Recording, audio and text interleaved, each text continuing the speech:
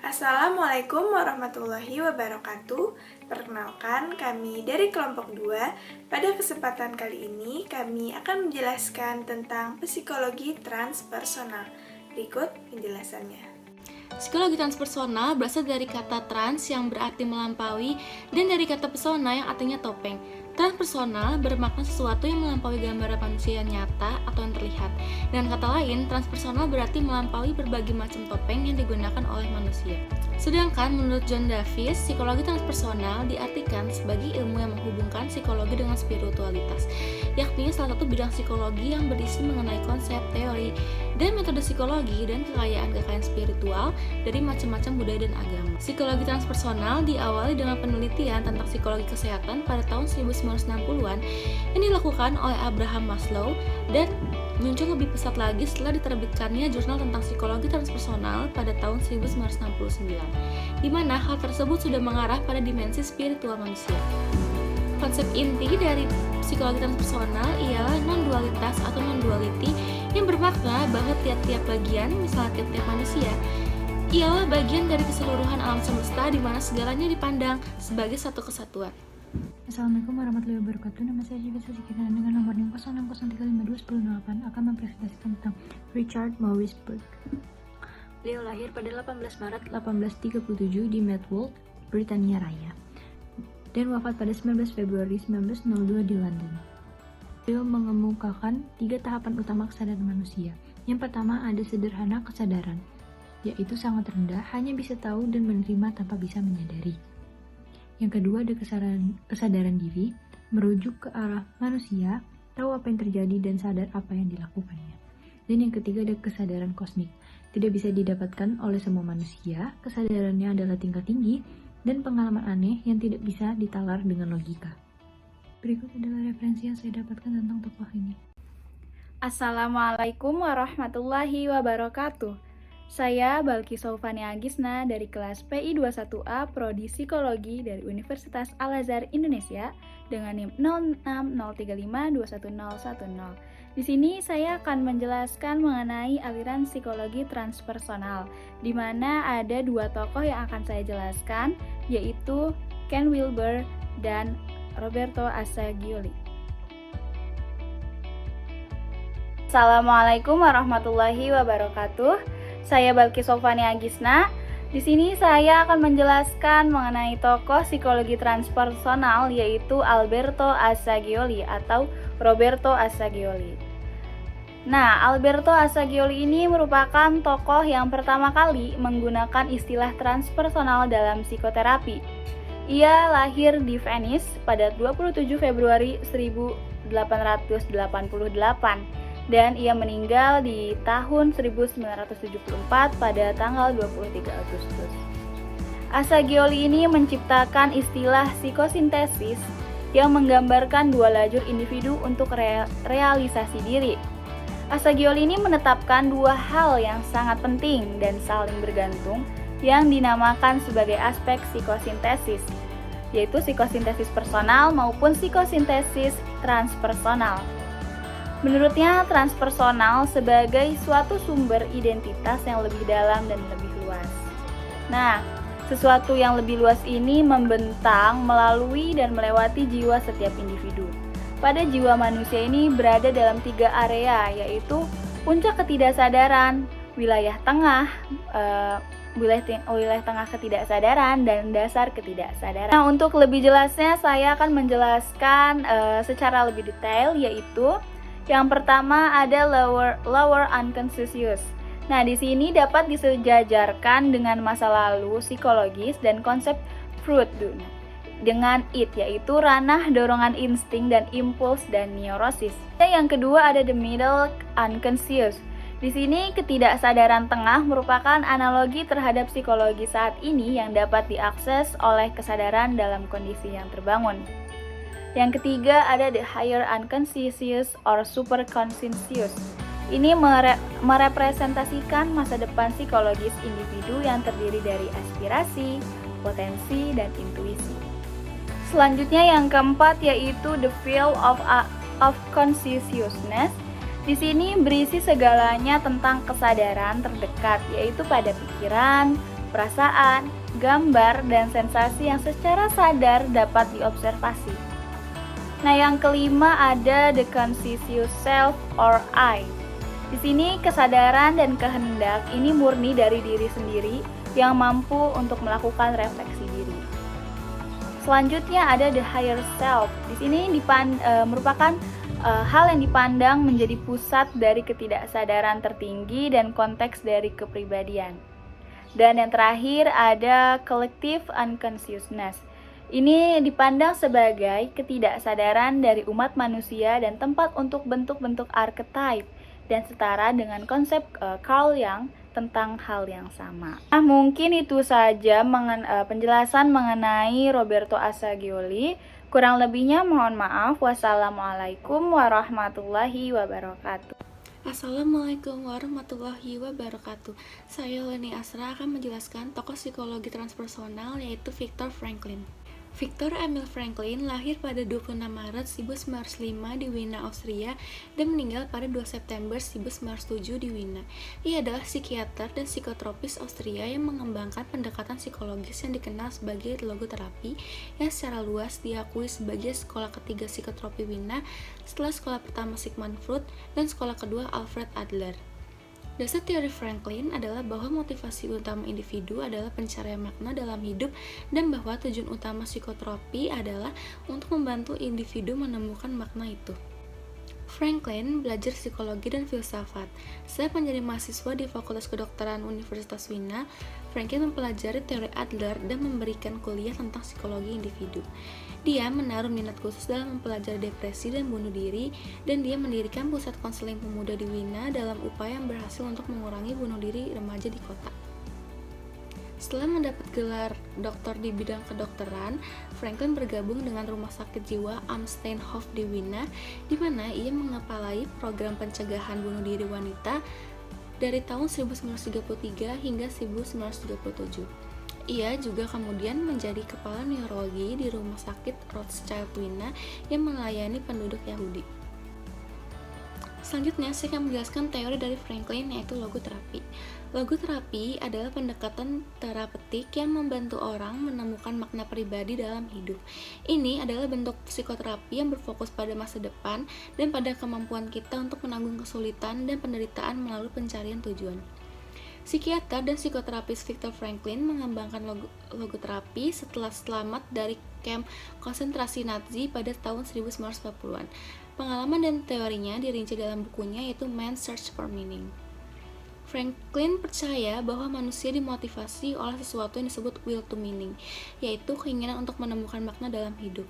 Dia berpendapat bahwa hidup dapat memiliki makna bahkan dalam keadaan yang paling menyedihkan, dan motivasi untuk hidup berasal dari menemukan makna itu. Dalam logoterapi dimasukkan pula kemampuan khas manusia, yaitu self-detachment dan self-transcendence, yang keduanya menggambarkan adanya kebebasan dan rasa tanggung jawab. Karakteristik eksistensi manusia menurut logoterapi adalah keruhanian atau spirituality, kebebasan atau freedom, dan tanggung jawab atau responsibility. Franklin juga membangun logoterapi di atas 3 asumsi dasar bersama lain saling mempengaruhi, yaitu yang pertama, freedom of will yang artinya kebebasan bersikap dan berkehendak. Yang kedua, will to meaning artinya kehendak untuk hidup bermakna. Dan yang ketiga, meaning of life artinya adalah makna hidup. Selanjutnya, saya akan menjelaskan kontribusi dari Viktor Franklin pada ilmu psikologi. Pada saat diadakannya sebuah diskusi, Viktor Franklin adalah salah satu tokoh yang mengusulkan istilah transpersonal bagi gerakan psikologi yang mereka rintis. Dan yang kedua, Viktor Franklin adalah orang yang menemukan logoterapi. Ia dengan tegas mengakui bahwa dimensi spiritual di samping dimensi somatis dan dimensi psikososial dalam diri manusia, dimensi tersebut oleh Franklin dinamakan dimensi noetik atau dimensi spiritual yang harus dibedakan dari dimensi psikis. Assalamualaikum warahmatullahi wabarakatuh. Saya Alif Hamida. Di sini saya akan menjelaskan psikologi transpersonal dalam pandangan John Rowan. Biografi singkat John Rowan. John Rowan lahir pada tanggal 31 Maret 1925 di Wiltshire, United Kingdom, dan ia wafat pada tanggal 26 Mei 2018 di London. Dia adalah pengarang Inggris, konselor, dan ahli psikoterapi yang terkenal sebagai salah satu perintis di psikologi humanistik dan psikoterapi integratif. Dia berusaha menjajah psikologi transpersonal dan menulis mengenai konsep kepribadian. Rowan adalah ahli psikoterapi individu dan kumpulan yang berkelayakan, seorang psikologi konseling berkanun dan merupakan konselor yang bertauliah. Dia bekerja dalam latihan swasta di London. Dia menggambarkan pendekatan terapi sebagai humanistik, wujud sahih, perhubungan, dan transpersonal. Dia adalah pendukung ide dialog, pengembangan teori subpersonal. Pada tahun 1969, Rowan menyertai Persatuan Psikologi Humanistik yang akhirnya akan dipengerusikannya. Pada tahun 1975, dia belajar konseling bersama dan mengamalkan ide ini selama 5 tahun. Dia kemudian menjadi guru psikoanalisis Berkeley. Pada tahun 1980, Rowan membantu menumbuhkan Persatuan Pengamal Psikologi Humanistik, kemudian dikenali sebagai Persatuan Pengamal Psikologi Humanistik di UK. John Rowan dalam bukunya The Transpersonal Psikoterapi dan Konseling memaparkan beberapa pengalaman transpersonal yang dapat digunakan terapis agar dapat mengakses kesadaran yang halus dalam hubungan terapeutik. Di antaranya kebangkitan spiritual, mimpi, pandangan mitologi, pengalaman mistis, intuisi, perjalanan syamanik, meditasi, atau doa. Rowan menyebutkan bahwa sistem simbol tersebut dapat digunakan untuk mengakses ketidaksadaran klien yang dapat digunakan sebagai petunjuk dalam melihat permasalahannya. Klien khususnya ketika melakukan psikoterapi transpersonal. Sistem simbol yang disebut oleh Rowan yaitu kartu tarot dan astrologi. Assalamualaikum warahmatullahi wabarakatuh. Perkenalkan, nama saya Anissa Aulia Sugiarto dengan NIM 0603521007. Pada kesempatan kali ini, saya akan menjelaskan tentang psikologi transpersonal dengan tokoh Stanislav Grof. Stanislav Grof lahir pada 11 Juli 1931. Ia menerima gelar MD dari Charles University di Praha pada tahun 1957. Dan ia juga mendapatkan gelar PhD-nya pada tahun 1965 di Akademi Ilmu Pengetahuan Ceko. Terdapat kelompok cabang dalam psikologi transpersonal, antara lain adalah kelompok psikofisiologis. Kelompok tingkat kesadaran alternatif yang biasanya menolak konsep-konsep perkembangan, tahap-tahap, dan praktik peningkatan kesadaran. Mereka lebih suka meneliti keadaan kesadaran sementara secara psikofisiologis dengan mempelajari keadaan-keadaan fisik seseorang yang berada dalam keadaan transpersonal. Kelompok ini menganjurkan penggunaan media seperti zat-zat kimia atau psikotropika untuk pencapaian kesadaran transpersonal. Tokoh yang cukup penting dalam kelompok ini adalah Stanislav Grof yang menggunakan LSD untuk psikoterapinya. Risetnya tentang bagaimana membangkitkan kesadaran spiritual secara kimia, termasuk LSD, cukup terdokumentasi dengan baik dan dengan standar ilmiah. Konsepnya mengenai Systems of Condensed Experience kelihatannya mirip dengan arketip dari Jung. Setelah penggunaan LSD dilarang oleh pemerintah, Grof kemudian menggunakan teknik pernapasan atau pranayama dari tradisi timur yang disebutnya sebagai holotropic breathwork. Assalamualaikum warahmatullahi wabarakatuh. Saya Alif Nandita. Di sini saya akan menjelaskan tentang psikologi transpersonal dalam pandangan Christina Grof. Christina Grof adalah pendiri jaringan darurat spiritual dan salah satu pencipta dan inspirasi utama pernapasan holotropik. Itu adalah psikoterapi yang brilian dan inovatif. Ketua pelatihan transpersonal dan wakil presiden Asosiasi Transpersonal Internasional ITS. Christina Grof adalah salah satu pelopor psikologi transpersonal. Jenis psikologi ini mengakomodasi aspek emosional, fisik, mental, dan spiritual dari sifat manusia. Christina dan suaminya menjelajahi bidang-bidang manusia yang selalu diabaikan oleh psikologi tradisional barat.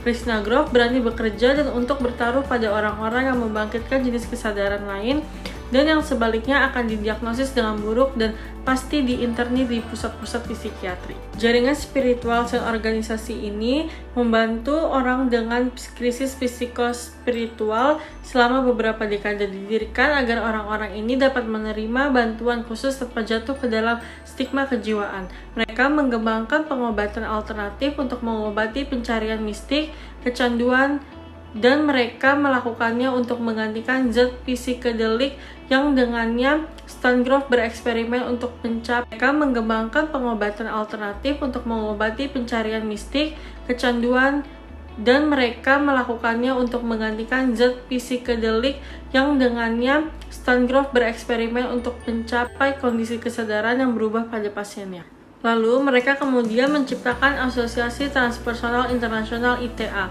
Mereka juga mengembangkan program perawatan yang komprehensif untuk kecanduan alkohol dan kecanduan yang menggabungkan program langkah 12 dengan psikologi transpersonal.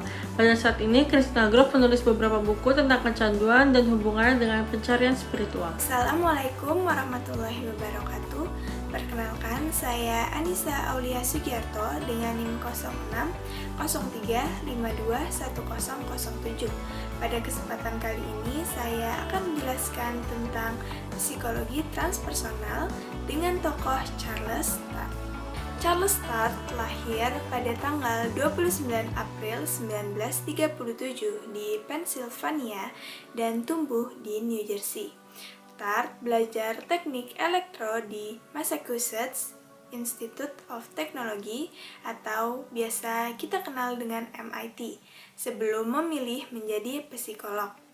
Ia diterima dengan gelar dokter dalam bidang psikologi dari University of North Carolina di Chapel Hill pada tahun 1963 dan kemudian menerima pelatihan postdoktoral dalam penelitian hipnosis dengan Profesor Ernest Hilgard di Stanford University.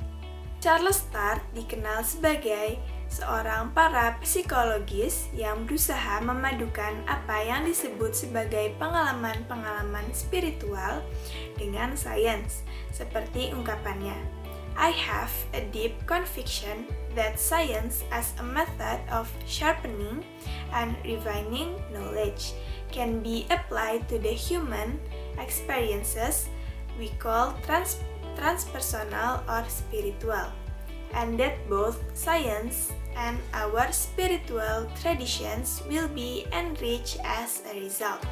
Lantas, ia meletakkan dasar-dasar teori untuk pengintegrasian kedua hal tersebut, sembari memaparkan karakteristik keduanya, syarat, kapan, dan bagaimana antara spiritual dan sains bisa menyatu.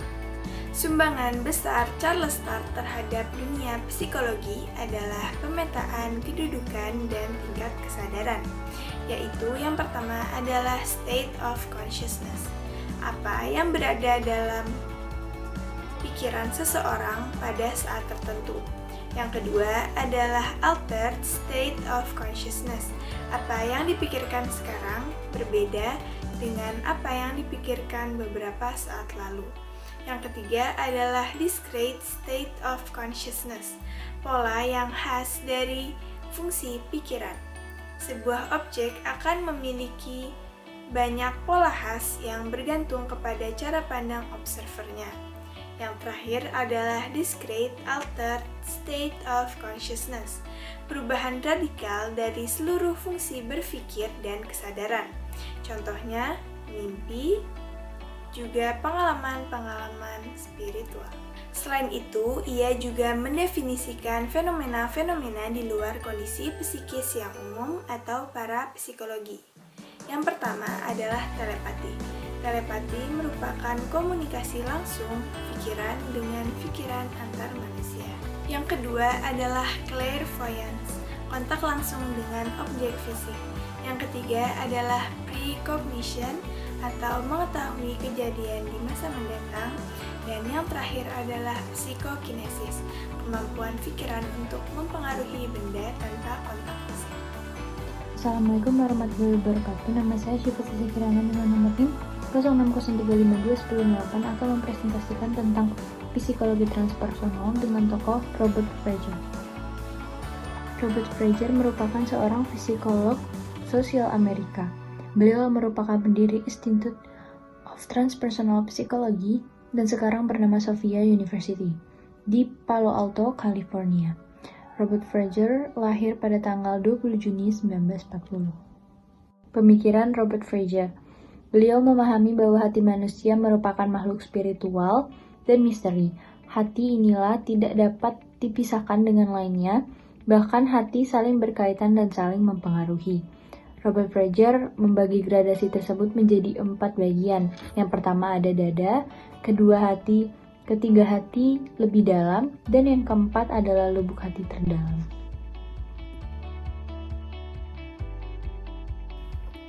Kali ini saya akan menjelaskan tokoh dari psikologi transpersonal yaitu Ken Wilber. Ken Wilber merupakan seorang penulis, pembicara publik, dan neoplatonik dari Amerika yang sangat terkenal. Beliau lahir pada 31 Januari 1949. Beliau merupakan dosen dari berbagai bidang yang serba bisa, yaitu dimulai dari bidang filsafat, psikologi perkembangan, ekologi, hingga mistisisme. Ia merupakan pelopor di balik teori integral. Nah, Wilber menulis buku pertamanya yaitu The Spectrum of Consciousness. Buku ini didasarkan pada informasi dan pengetahuan dari berbagai bidang studi yang ia kembangkan menjadi satu. Wilber juga menulis jurnalnya yaitu Revision di tahun 1978. Wilber membuat pendekatan filosofis ke berbagai disiplin ilmu. Ia dianggap sebagai salah satu peneliti utama saat ini yaitu pada bidang kesadaran, psikologi transpersonal maupun psikologi integral. Menurutnya, psikologi ini belum sempurna bila belum difokuskan kembali kepada dalam pandangan spiritual dan transpersonal. Psikologi spektrum ini lahir sebagai genre baru dalam gerakan psikologi transpersonal. Menurut Wilber, ada beberapa tingkat kesadaran yang dikaitkan dengan tingkat-tingkat psikoterapi yang sesuai, yaitu yang pertama ada tingkat ego. Tingkat ego ini menurutnya, orang tidak dapat melihat organisme sebagai sistem yang utuh karena hanya mencerminkan perwujudan dari mental organisme yang dikenal dengan citra diri ego. Yang kedua ada kesadaran biososial. Sebagai tingkat kesadaran kedua, untuk melihat individu manusia sebagai bagian dari lingkungan sosialnya, hubungan keluarga, tradisi budaya, dan kepercayaan yang dipetakan pada organisme biologis, dan secara kuat mempengaruhi persepsi dan perilaku manusia. Yang ketiga ada tingkat eksistensial. Maksudnya di tingkat organisme yang utuh, ditandai oleh rasa identitas yang melibatkan kesadaran seluruh sistem jiwa tubuh, sebagai suatu keseluruhan yang melibatkan kesadaran seluruh atau mengatur dirinya sendiri dan terintegrasi. Terakhir ada pada akhir spektrum kesadaran, berkas-berkas transpersonal itu masuk ke dalam tingkat. Nah, tingkat ini merupakan tingkat kesadaran kosmik, di mana dalam tingkat ini manusia itu tenggelam ke dalam dan menyatu dengan alam semesta. Baiklah, mungkin itu saja yang bisa saya sampaikan mengenai Wilber. Kurang lebihnya mohon maaf. Wassalamualaikum warahmatullahi wabarakatuh. Tokoh psikologi transpersonal yaitu George N. Ferrer. George N. Ferrer lahir pada 30 Oktober 1968 di Barcelona, Spanyol. Ia adalah seorang psikolog Spanyol dan pemikir partisipatif yang terkenal karena karyanya yang menjembatani teori partisipatif dengan psikologi transpersonal. Ferrer memperoleh gelar psikologi klinis dari Barcelona University, mempelajari tahun terakhirnya sebagai sarjana Erasmus di Cardiff University di Wales, England, di mana ia dianugerahi penghargaan George Westby untuk esai terbaik yang ditulis oleh seorang mahasiswa sarjana. Sekembalinya ke Barcelona, Universitas dan Komisi Riset Dewan Katalonian memberikan Ferrer sebuah Research Trainee Fellowship atau FBI untuk melakukan penelitian doktoral tentang electropsychological and hemispheric after effect of mindfulness meditation. Ia juga mengajar psikologi school di Barcelona University. Setelah menyelesaikan bagian empiris dari penelitian doktoralnya pada tahun 1993. Lalu, Ferrer kemudian pergi ke Amerika Serikat untuk mengejar gelar PhD di Institute Studi Integral California atau CIIS yang berada di bawah naungan yang bergengsi program beasiswa Yayasan IASAISA. Dan pada tahun 1998, dia mulai mengajar di CIIS dan Institut Psikologi Transpersonal. Selanjutnya, saya akan menjelaskan teori transpersonal dari George Ferrer. George Ferrer memperkenalkan perspektif yang lebih pluralistik dan partisipatif tentang dimensi spiritual dan ontologis. Dalam revisi teori transpersonalnya, Ferrer mempertanyakan 3 pengadaian utama atau kerangka kerja penafsiran, yaitu telah dominan dalam studi transpersonal, yaitu yang pertama ada kerangka experientialism atau transpersonal dipahami sebagai pengalaman batin individu, yang kedua empirisme batin atau studi tentang fenomena transpersonal menurut standar ilmu pengetahuan empiris, dan yang ketiga itu ada perennialism atau warisan filosofi perennial dalam studi transpersonal. Meskipun mewakili kerangka acuan penting untuk studi awal fenomena transpersonal, Ferrer percaya bahwa asumsi ini telah menjadi pembatas dan bermasalah bagi perkembangan lapangan. Sebagai alternatif dari tren epistemologis dan filosofis utama, Ferrer berfokus pada keagamaan atau pluralisme, wawasan spiritual dan dunia spiritual yang dapat diungkapkan dengan penyelidikan transpersonal. Berbeda dengan model transpersonal yang diinformasikan oleh filosofi abadi, ia memperkenalkan gagasan tentang kekuatan spiritual yang dinamis dan tidak pasti. Sejalan dengan itu, ia juga memperkenalkan metafora samudra emansipasi.